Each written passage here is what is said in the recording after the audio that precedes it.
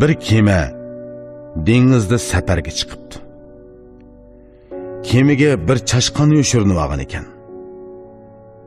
U kemichining ochliqini o'g'irlab yeb, kemilarini pora-pora qilib etibdi.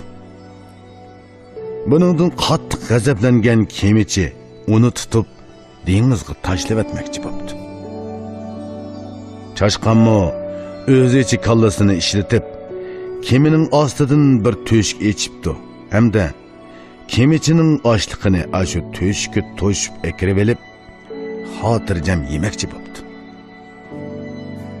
Natijasining qandoq bo'lganligini deb yurish hojatsiz.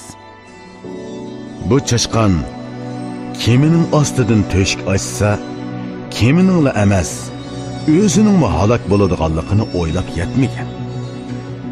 Sana demoqchi bo'lganim shuki, mayli qandoq chog'da bo'lsin, hargiz boshqalarga o'ri qo'lama.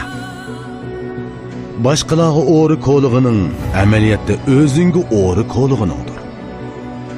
Boshqalarga o'ri qo'layotgan chog'ingda sen ruhiy azobga duchor bo'lasan.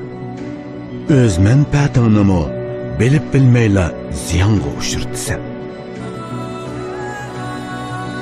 Shuncha yillardan beri men boshqalarga o'ri qo'lagan odamning baxtli bo'lganini ko'rib boqmadim.